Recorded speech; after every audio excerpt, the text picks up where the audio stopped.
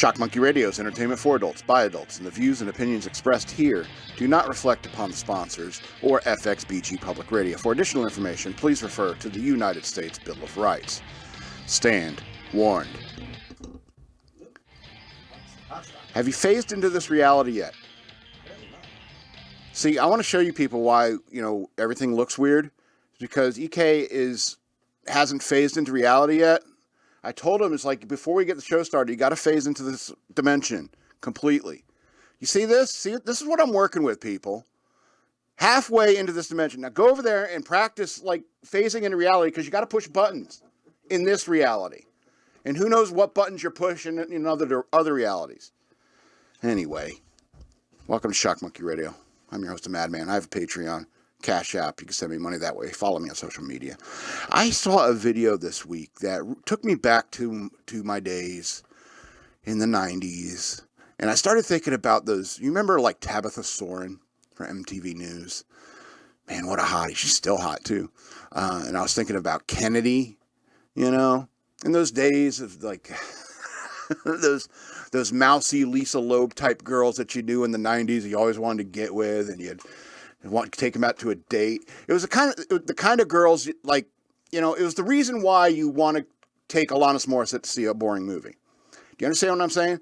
It's it took me back to those days when I saw this video, and we're not going to show it because it's a tad lewd. But did you see Lauren Boebert getting felt up in the theater at the musical, the Beetlejuice musical? Yeah, this video came out, Lauren Boebert with this guy. Was it Yeah, she was vaping and stuff like that, which is unforgivable. I've been to enough theaters to know that people get to, second, third base all the time. That's true. Vaping in the theater, that's too much. But, if you've been to a theater, you've been in a theater where people got groped, okay? I think we all know that. You know how I know that? Because I lived in the 90s. I took girls to see boring movies. I took girls to see boring movies like Michael. You remember that John Travolta movie where he was an angel? He was an angel. Yeah, and that stupid powder movie. He was St. Michael the Archangel. Oh, yeah. You take him to a boring movie, you're getting Lauren Boebert style. And I have to tell you, it kind of turned me on, because she's got her hand in his crotch, and he's really going at the mountains, And I tell you, it makes me like Lauren Boebert more. Yeah. She seems like a fun, sexy date, And so I saw that. I started thinking back to all those, memories of girls in the 90s, because Lauren Boebert kind of has that 90s hottie look. And, what I wouldn't give to meet a kindred, a way to calm the angry voice. Yeah, welcome to Shock Monkey Radio. I'm the Madman. I already did the welcome. Okay. Yeah, but seriously, check out my Patreon. Become a patron today. I would appreciate it very much. Still on this Unix box. I wonder about all those casino people I used to hang out with playing poker and stuff like that, what they're saying about me. If anyone would maybe we should check out his Patreon. He did talk about his YouTube channel all the time. Maybe check that out. I don't know. Help me out, guys. It's no, we give you chips all the time in the game. You mooch. You broke mooch. It's oh, well. How about this? I'll give you entertainment for free every Wednesday at 2 p.m. How about that? All right, so now my mouse isn't working. All right. Yeah, I was thinking about toast. More specifically, grilled cheese toast. Now, how do you like your toast? Do you like your toast with butter? Right? Most people like toast with butter. I understand you want to put jam, jelly, peanut butter. I understand. But toast is kind of a butter thing. And so I was thinking about grilled cheese. Grilled cheese is you put the butter on the bread, and then you fry it basically. So it's fried toast. All right, because grilled cheese minus the cheese equals 2 pieces of toast. Am I correct? Does the math check out on that? And let me ask you, which is better? Putting toast in the toaster and putting butter on that, or putting butter on a piece of bread and then putting it in a pan and frying it like that? What logically makes more sense? What toast would taste better to you? The first one? The one in the pan. The one in the pan. The one in the pan. So why are we not all doing toast that way? I think it's a conspiracy by these toaster makers. They invented something we don't really need, and we've been buying into it for almost a century. Almost a century. Who made you Lord Baron of the toast? I just thinking about toast and how it's logically better in the pan, even if you subtract the cheese. And if you're halfway into making toast that way, you're one more step from grilled cheese. You know what I mean?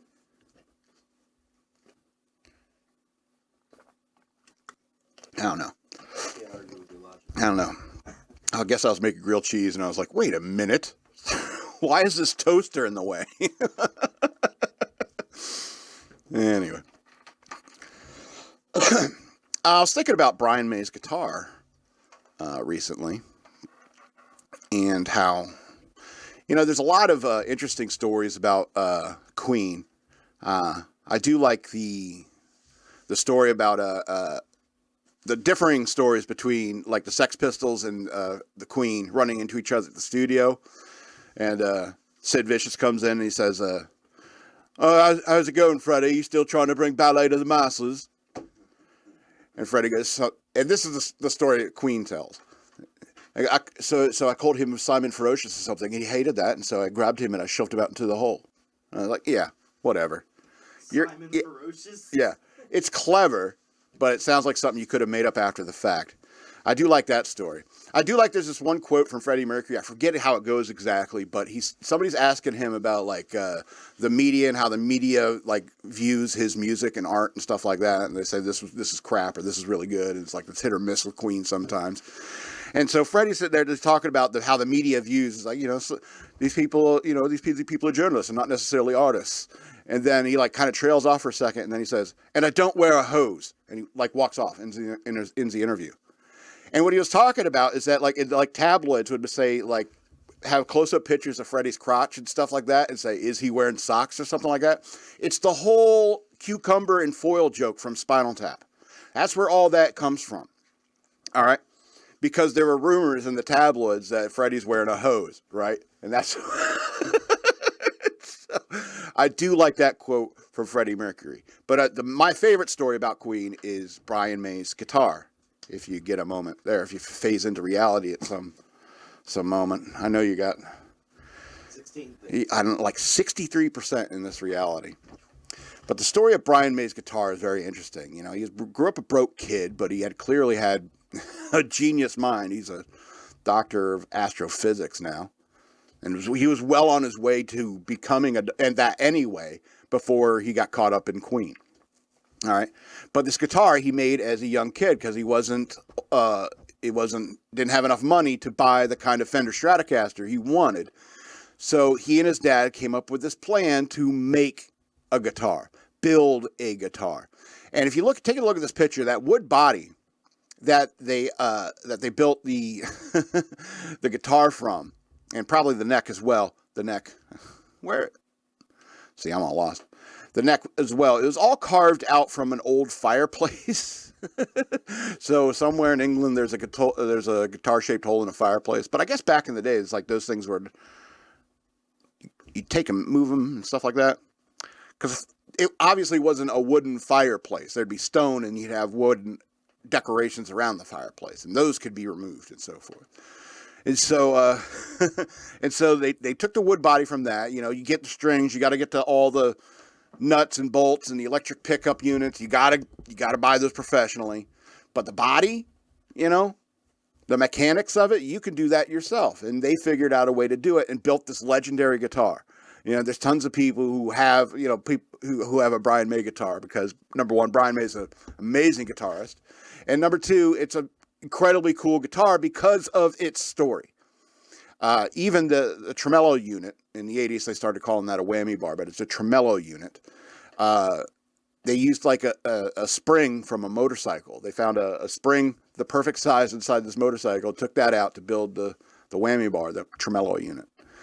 And it's kind of interesting. It's something that Brian May will have with his dad. And at Brian May's age, I doubt his dad's still alive, but, they're both British, so who knows how long they're going to live. So, it's... but it's a story about this.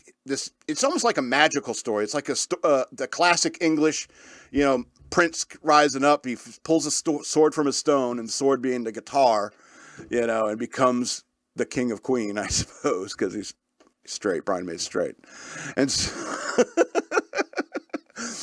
and so I just made a new sitcom, The King of Queen, and so I'm sure I'm going to get sued, but for the rest of his life, and for the legend of the Brian May's guitar, it's always going to be based around the story about a dad and his son working together to build something like that. And I find that to be quite an inspiration when it comes to, even if you become a rock star and you get everything you ever wanted, you become the doctor of astrophysics you knew you could be, and you're a rock star as well, and you have no need for money, and people are still asking you. To this day, people are still asking you to come play guitar for them with the guitar you and your dad built. What an amazing story. It's just, go hug your dad, I suppose. All right, so I'm going to talk about this movie I watched this weekend called Nerve. Thank you, EK. EK has learned to hear the tone of my denouement. He's winding this down. I could tell. Or maybe it's like, I'm starting to get bored. I'm going to go switch pictures until he changes the subject. So I watched this movie called Nerve. And it stars Emma Roberts. Let me pull up this Wikipedia file here. Emma Roberts, you may remember her from, what was that? American Horror Story. Kind of a cute young lady.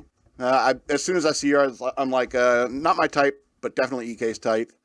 But she's kind of a cute one. It also stars Dave Franco. You may remember him. That's James Franco's little brother, and he's the guy that was in 21 Jump Street. He was the guy that got caught for selling drugs and stuff like that. And then, I'm your bitch. No. Yeah, I'm your bitch. And it's like, no, you're not. Yes, I am. I'm your bitch. That guy. Well, not the funny cop from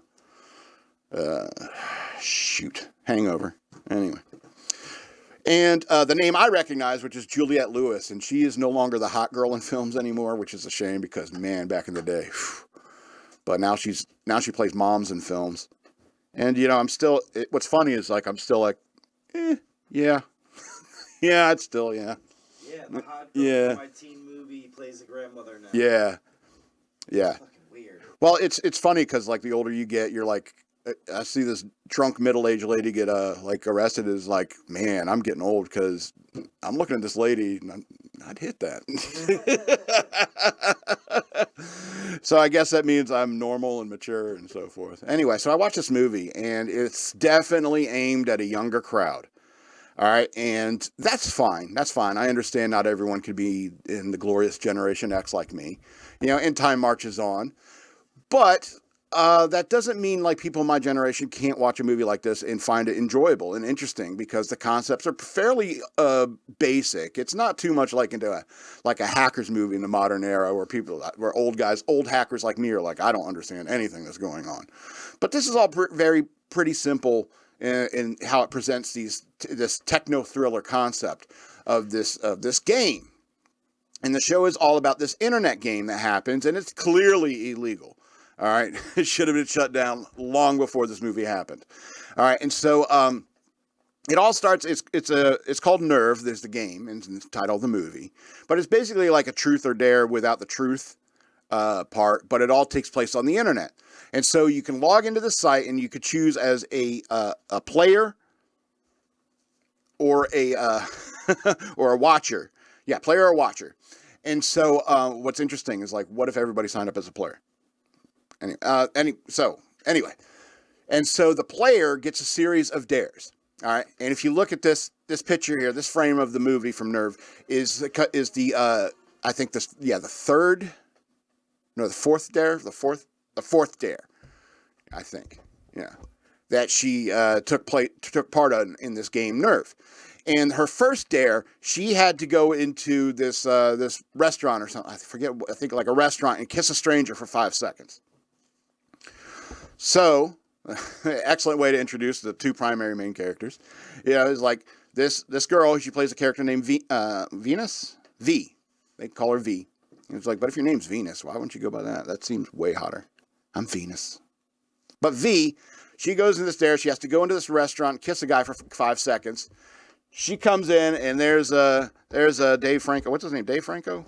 Yeah, Dave Franco, reading a book that she likes very much. And she asks him about briefly before he reveals that he probably knows nothing about it. And so she kisses him because time's running out, and it has a timer clock. You got to get this done before the time runs out. So she kisses him for 5 seconds, and there's a serious chemistry. I will give credit to the acting. They were quite good at, making this. We're strangers involved in this strange interaction, but it looked like that kiss had chemistry to it. I mean, it was pretty good acting, I must say. And so she kisses Dave Franco, and then she walks away with her friend, and she's like really embarrassed. It's like for $50, and as she's like still in the restaurant, like coming down from the thrill of like doing a dare, basically, Dave Franco's character starts puts on a song on the jukebox, the only good song in the movie, mind you.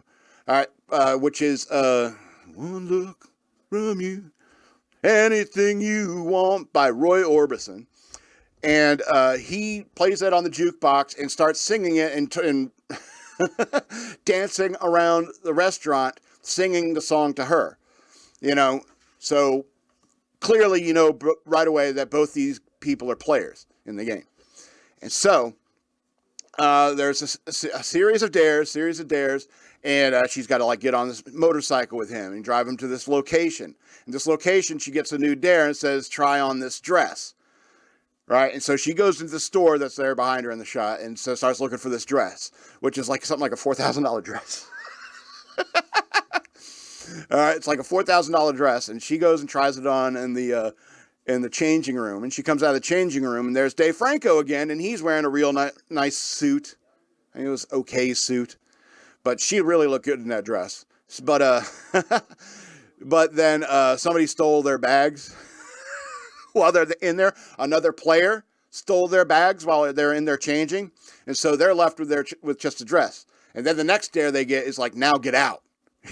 So they strip down and they're in their underwear and they run out of the store.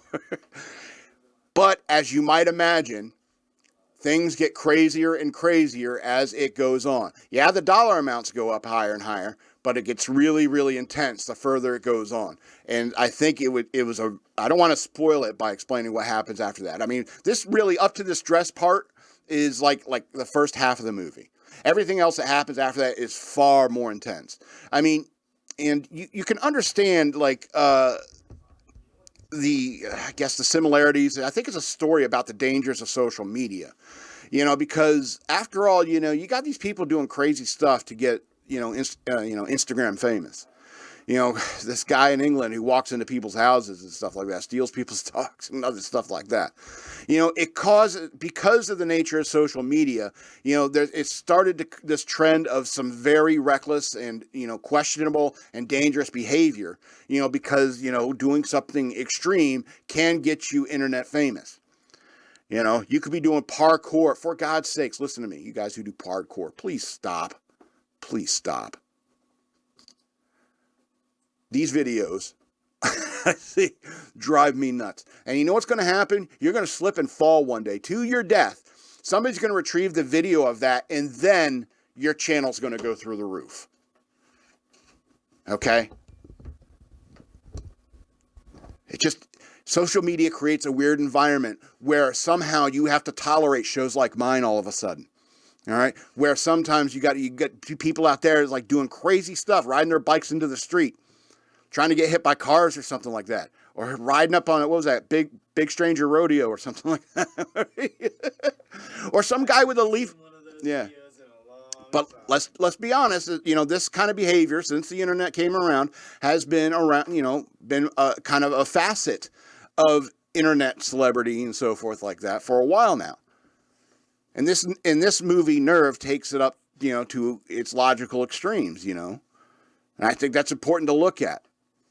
Especially, it's, as the internet, as time goes on, we all need to be more much more cognizant of that stuff, that kind of stuff. So, Nerve, a 2016 film, I give it.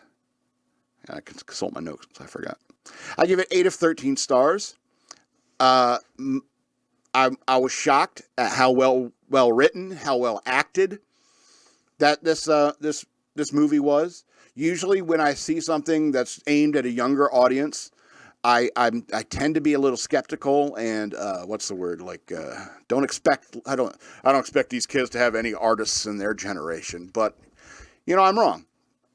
I'm wrong. And it's like Hollywood is capable of making a good film. There is the things can align properly for a good thriller like this to be made. So Nerve 2016, 8 of 13 stars.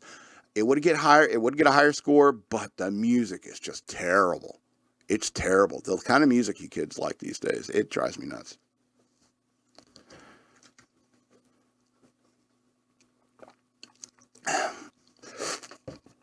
Okay, here it comes. Oh, here it comes.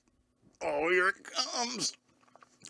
So we were playing Heroes Unlimited the other day, and I was role playing, and I was like, I said, Game Master, also known as EK the Game Master, EK the GM. It just doesn't rhyme, as well as EK the DJ, so that's why I became a DJ. So I was like, EK the DJ, we're infiltrating this Irish mafia place, and I have the skill of impersonation. So I want to walk into this big room, this ballroom, and use my impersonation skill to impersonate an Irish accent. And my friend Jonathan, another player, looks at me and is like, oh, here it comes. Oh, here we go. I rolled a dice, clack, clack, clack, clack, successful skill. So I'm like, oh, Bagora, I can do me Irish accent now. And John's like, oh, no, here we go. Because it's been a while since John's played Heroes Unlimited with me. And all of a sudden, as soon as the impersonation roll got suggested, it all popped back into his head. It's like, oh yeah, Madman loves doing accents during a role-playing game. And I was like, it's half the fun of playing a role-playing game. But it also flashed in my mind that maybe he thought, it was like, oh, that could be a little bit racist. And it's like, no, there's ways to be racist when it comes to Irish people. And so, I mean, it's... But I mean, if you know any Irish people, and you can make jokes like this with them, because their sense of humor is better developed than most people. Plus, I think the military just, I don't know, it's like everybody makes fun of everybody for who they are, and to compliment them for what they do. I guess that's the easiest way to say it. You make fun of them for what they are, compliment them for what they do. And so if you're working with O'Shaughnessy, you're working with Seaman O'Shaughnessy, O'Shag Hennessy, and that's how you'd make fun of them. After, like in the post, inner city school teacher, Key and Peele world, that guy is called O'Shag Hennessy because it's hilarious. All right, just like you call is like Petty Officer Aaron. You call him Petty Officer Aaron, because it's funny. It's funny. But I started doing the Irish accent, and I'm in there. I'm infiltrating as I help here at this Irish mafia ballroom. Would you like some canapes? Everyone's giggling, having a good time, and it's just it's just like the Jason Statham voice. You do it because you love it. Not because you're making fun of Jason Statham, because why would you? After all, he's got like plus 800 to strength when his beard is on. When he shaves, he's only plus 300. So you got to catch him, shave him. It's like he's a modern day Samson. It's because you like that accent. And when we do the Irishman's accent, it's because we love it. It's because you're unique and interesting the way you talk. It's even like the Southern drawl. People like the Southern drawl, and we like the Canadian type of talking, eh? We like that too, because it's it's unique. It's a unique form of the English language, because it evolves separately depending upon your region, because that's the point, even when humanity starts going out into the universe, they're gonna get a moon dialect.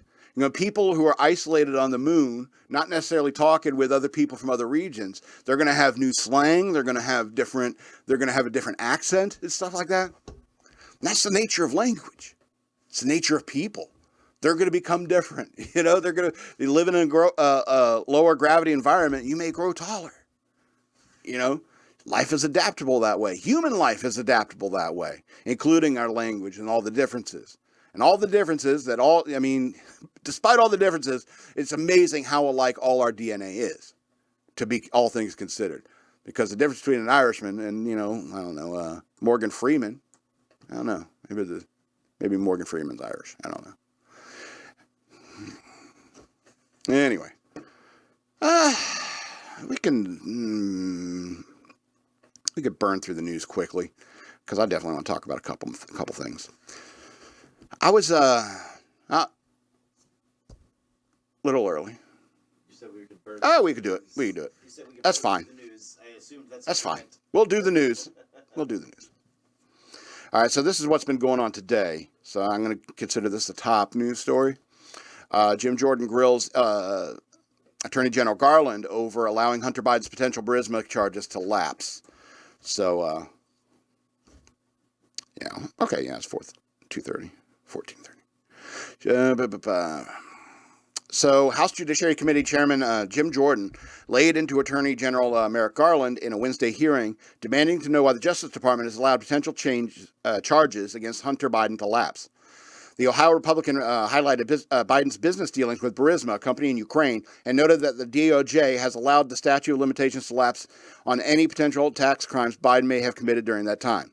Garland refused to answer Jordan's questions directly, instead deflecting to future statements by Special Counsel David Weiss. Boy, buck stops here. That era's over, ain't it? Jordan recited the facts leading up to the case that Biden had taken a lucrative position at Burisma he was not qualified for, and that Burisma executives had told him that they were under pressure. He then asserted that President Biden, then vice president, moved to get a prosecutor looking into the company fired.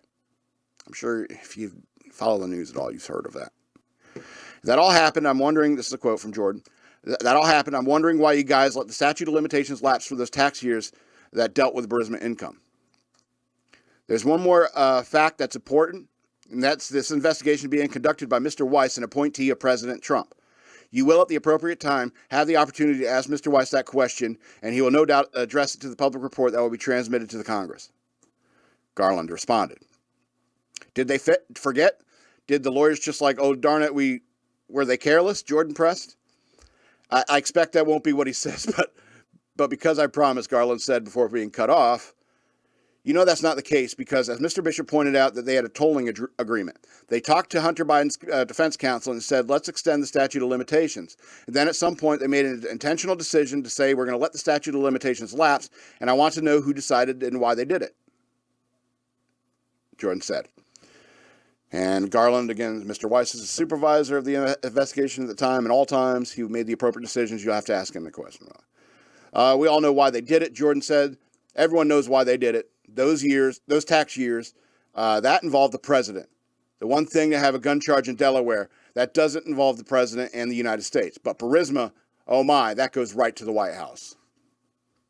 Mic drop. Jim Jordan. Yeah, so that's all we really need to talk about in this case, because I think the Republicans are finally getting serious about this. The transparency and the blatancy of the corruption is I'm not saying that, if you're going to be corrupt, at least be more secretive about it. But when the corruption is that transparent, you got to prosecute it just to keep up the appearances. You know what I mean? But no. Everyone on the media is like, what evidence? I don't know if there's any evidence to point out. I don't know no evidence of that. All right, let's talk about an interesting story that I could not find on Fox News. So, former Oath Keeper Ray Epps, the target of January 6th conspiracy theorists. charged by DOJ. This is from ABC News, just so you know. No, I'm not interested in your gigantic ad, ABC News. Ray Epps, a former Oath Keeper, became the target of January 6 conspiracy theories spread by many Republicans, has been charged in connection with the attacks at the U.S. Capitol. That is the lead sentence in the unbiased ABC News. On the article. The very first sentence, pointing at the Republicans. They're conspiracy theorists, just to let you know right off the top.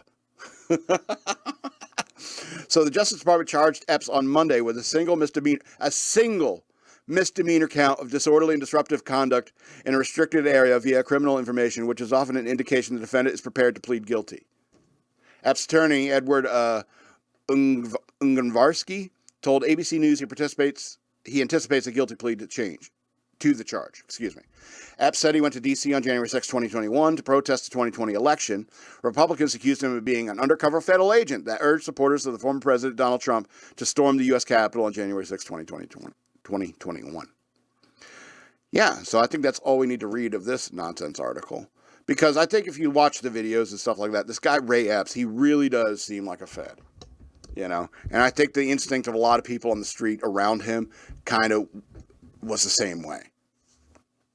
You know, and they charged this guy, considering like he is like a lot of the shadiest parts of the footage involve him, and so it bothers me. It's like he gets one misdemeanor disorderly conduct charge, and if you watch enough of those code blue cams, those videos, it's like everyone who you can fight the cops and all you get is disorderly conduct and gets sent out with a $150 bond or something like that. All right. They're not going to throw the book at him like they did those Proud Boys. You know what I'm talking about? Anyone who follows this kind of stuff in the news, you can understand, you can see the bias and the way he's getting off with a slap on the wrist. It makes him look even more like a Fed. But the Proud Boys, 20 plus years in jail. 17 years in jail, 15 years in jail. I'm not saying they shouldn't serve time, but I'm saying that, law should be enforced equally. And it seems like he is disproportionately responsible for a lot of the chaos that happened on January 6th. Anyway. I don't know. I feel like I'm bringing a little bit of Gavin McInnes's anger to the show sometimes. But I think, justice needs to be right, because it's the source of order in society. Yeah, that's definitely borrowed anger. All right, let's talk about this missing F-35. So debris reportedly found in South Carolina after F-35 stealth fighter jet disappearance. United States Marine Corps pauses air ops. So my favorite Babylon Bee headline was U.S. Army seen wandering through the woods of South Carolina pushing the button on a F-35 key fob. Trying to get the chirp back, That's pretty funny. Anyway, so a debris field has been located by military officials amid their investigation of the F-35 jet that disappeared in South Carolina on Sunday. Joint Base Charleston told Fox News Digital that the debris field was found in Williamsburg County, South Carolina. Officials did not confirm that debris was from the missing aircraft. A pilot ejected from the aircraft on Sunday afternoon after a, quote, mishap. The jet was a Lockheed Martin F-35 Lightning II that belonged to the Marine Corps Air Station Beaufort. The pilot landed on the ground safety and is treated at a local medical center. Any more information on the pilot? I'm a little curious. After announcing the discovery of the debris field on Monday evening, Joint Base Charleston spokesperson announced that they are transferring command of the incident to the United States Marine Corps. Members of the community should avoid the area as the recovery team secures the debris field, a spokesperson told Fox News Digital. Listen, if an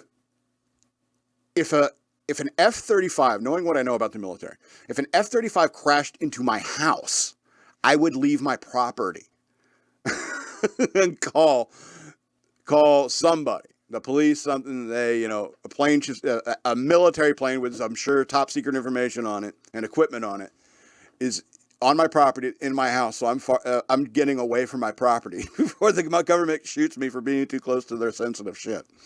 Anyway. So the mishap is currently under investigation. We are unable to provide additional details to preserve the integrity of the investigative process, the statement added. The situation has perplexed Americans, including South Carolina Congresswoman Nancy Mace, who said that she had a very uninformative briefing on the incident. One of the shortest meetings I've ever had, because guess what? No one at USMC sent over to brief me, and my staff had any answers. Shocker. All right. Earlier on Monday, the Marine Corps announced that it would be a 2-day pause in operations to discuss aviation safety matters and best practices. Yeah, lessons learned. What's funny is that whatever the pilot did wrong, because this is clearly a pilot error, I think. Because if they're doing a pause and to do a retrain of everyone who's a pilot, that means it's probably pilot error. And that's why I'm curious about more information about the pilot. And so they're going to have to go over some basic, very simple thing with everyone to save them another $80 million. $80 million. And I hear nobody likes it. I hear it's awful. Anyway. We could skip this. How do you lose a jet, jackasses? It's just was I part of the last generation of people who are really sailors? People would make fun of us. It's like, oh, you get those training timeout cards in boot camp, didn't you? The old salts would say that to us. And it's like, where you just hold up this card, and it's like, you can go have a cry or whatever like that. And it's like, no, I didn't get anything like that. Granted, I wasn't punched in the guts like I was in Full Metal Jacket or nothing like that, even though I was kind of expecting it. But I mean, it's I wasn't part of any kind of soft generation. It's just I feel like because of the way things are going in society, and the military is kind of following society in that way, it's like all the competency is just falling, getting worse and worse and worse. I have my theories. Let's talk about this awful story. A second Las Vegas juvenile suspect arrested in intentional hit-and-run death of retired police chief. Now, this is an awful video. We're not going to show it because I've seen it 3 times now, and once is enough. So a second juvenile suspect has been arrested in a Las Vegas hit-and-run death of a former police officer who was intentionally mowed down while riding a bicycle, police said on Tuesday. Both teenage subjects will be charged with murder in the 14th of August death of Andreas Probst, the Las Vegas Metropolitan Police Department said in a news conference. Their names and ages have not been released. Probst, 64, was on his morning bike ride when a teenager struck him at about 6:04 a.m. on North Tenaya Way in West Centennial Park. One suspect was arrested soon after the incident. Authorities said the 2 juveniles had struck a 72-year-old man on a bicycle in the early morning hours before sideswiping a car and hitting Probst, a retired California police chief, said in a separate incident. The first collision was treated as a hit and run. The suspects recorded video footage in the deadly collision, police said. Yeah, they filmed themselves doing this and uploaded it to the internet. It shows the kind of intelligence level we're dealing with. In the video of the hit and run, the driver asks ready, and the giggling passenger records the collision on his iPhone. Yeah, we hit his ass, he tells the driver, and then veers into Hyundai. No, wait. Yeah, hit his ass, he tells the driver. Then he veers into the Hyundai Elantra into the bike lane behind Probst, who's wearing a red shirt and shorts as he pedals. So, yeah, both these guys are equally culpable, if you ask me. The passenger turns, points his iPhone out the window, and records Probst roll to a stop on the side of the road. It's awful. Damn, knock that N-word out. I can't say it because I'm not one of those. The passenger says of the 31-second clip. In the 31-second clip. Oh shit, we need to get out of here. The panicked driver replies as he steps on the gas. Probst was rushed to the hospital where he died. On August 29th, a school resource officer at the high school was providing a video of the deadly event, police said. Within hours, homicide detectives took over the investigation. I gotta read that again. On August 29th, a school resource officer at a high school was providing a video of the deadly event, police said. Within hours, homicide Homicide took over. Las Vegas Metro, I'm trying to figure out what exactly is happening there. The school resource officer maybe was asking the teachers, do you know who these people are based upon the video, maybe? Ugh, awful writing. Las Vegas Metro Homicide Lieutenant, let's it's answered here. Yeah, it's answered here. Las Vegas Metro Homicide Lieutenant Jason Johansson said tattoos, clothing, and other videos helped investigators confirm the identity of the second suspect. Now I understand. See, that's why you have paragraphs, so you could put that last sentence into the paragraph above, so you know it's all part of the same thought. Just putting that out there. You know, people who put like after every sentence, enter. What are you doing? Clark County District Attorney said Stephen Wolfson, an avid bicyclist himself, said he plans to transfer the cases to adult court. I'm going to try them as adults. Good. Quote, I am confident that this is going to happen in this case, Wolfson said. Justice will be served in this case, and I'll be taking a personal interest in this case. You can just say it. Taking a personal interest in it. I do not get involved in important case. I do get involved in important cases, and this is one of them. Wow, that's a lot of words to say the same thing over and over again. 1, 2, 3. No, you said like 2 things twice. In that sentence. Anyway, Prope's daughter Taylor said the family is devastated for the senseless murder of her father. Of course, thoughts and prayers out to the family. Sorry for giggling just a second ago. God, I'm an awful person, aren't I? All right, let's go to the next story. I'm bumming myself out. All right. Are we in the last 2 already? Okay, let's talk about the dress code. This place is going to hell in a ham sandwich. It's the 86th dress code. All right, Florida etiquette expert calls Senate's dress code revised unfair and unjust. Needs to be clearly defined. Clearly defined. Blech. Now that the U.S. Senate has dropped its dress code requirements, sparking controversy. Now that the U.S. Senate has dropped its dress code requirement, sparking controversy and even criticism from those who have suggested the move was done to appease Democratic Senator John Fetterman of Pennsylvania, who dislikes suits, etiquette experts have been weighing in on the development.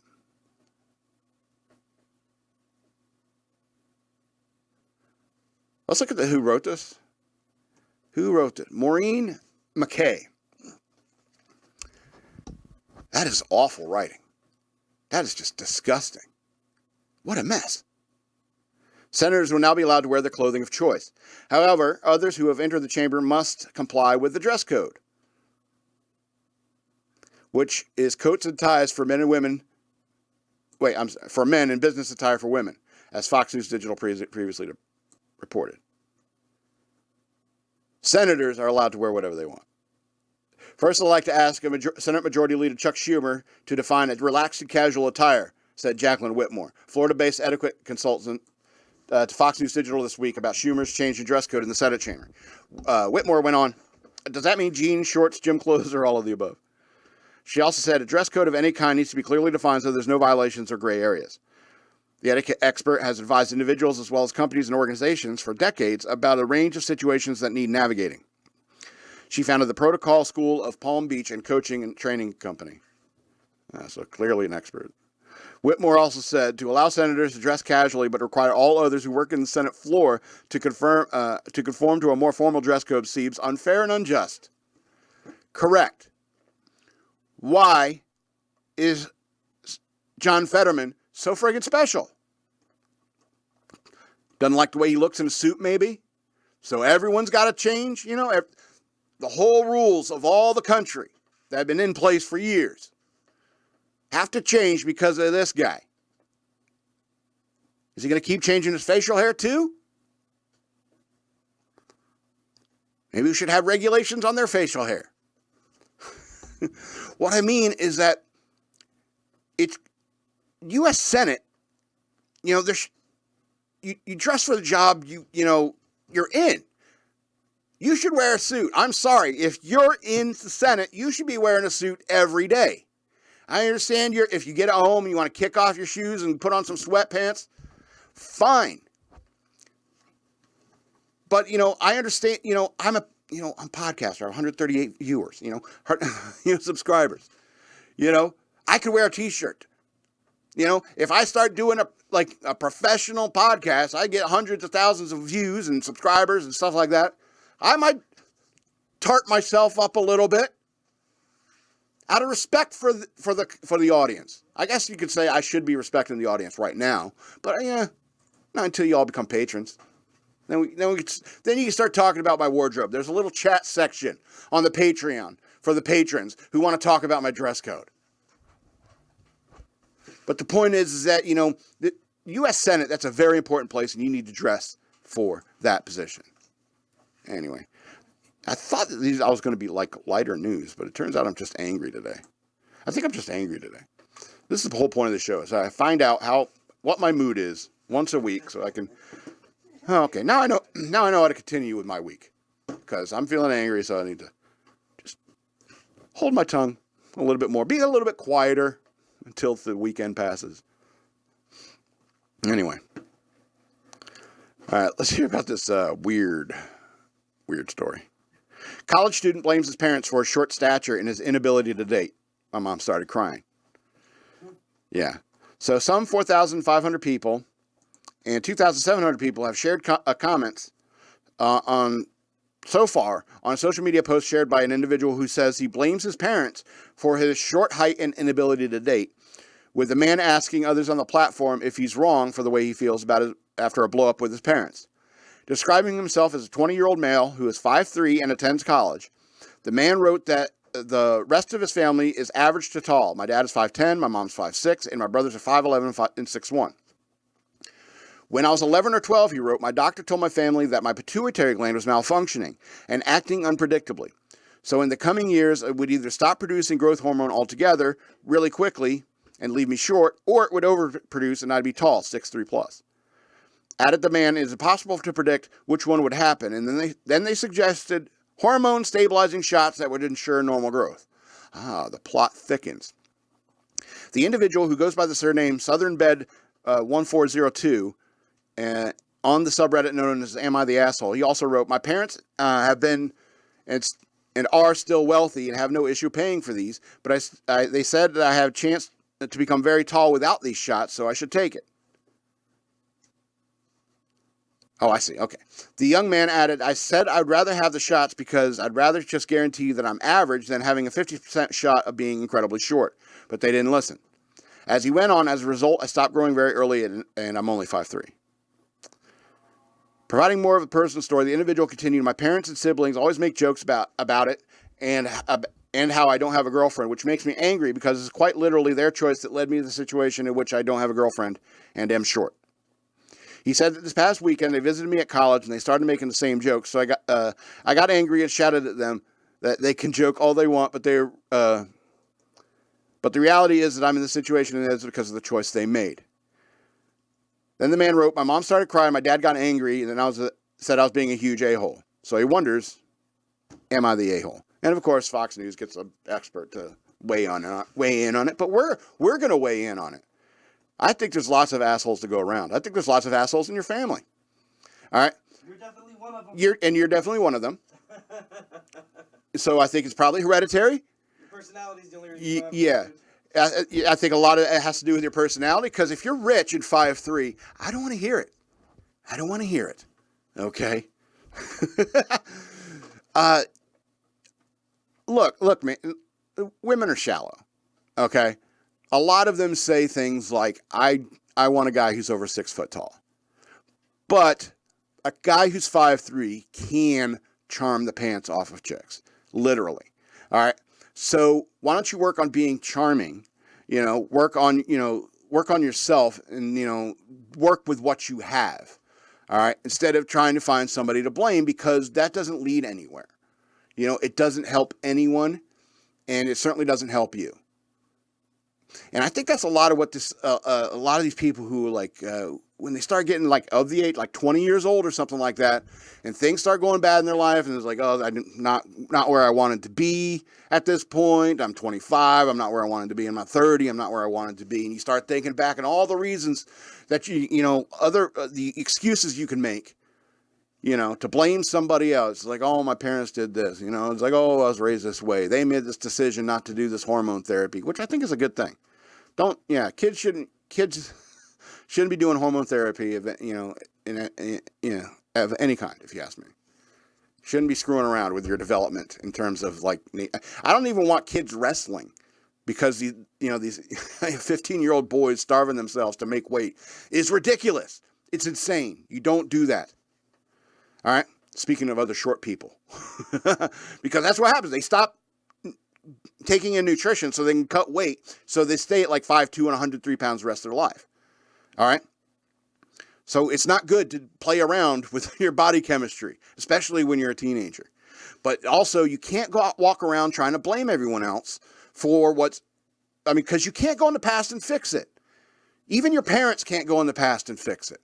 All they could do is support you as you continue on with your life with things the way they are. World's full of assholes. Why do you think this forum's so popular? Anyway, we're going to end the show on that. This has been Shock Monkey Radio. I want to remind you that you have a Patreon. Please go to patreon.com/shockmonkeyradio. Become a patron today. All one word. Hashtag is hashtag Shock Monkey Radio. All one word. You can send me money that way. Please follow me on social media over there. And I would appreciate it. I also have books available for digital download. Check the description and the links below. So yeah, this has been Shock Monkey Radio. I'm the Madman, and I love you.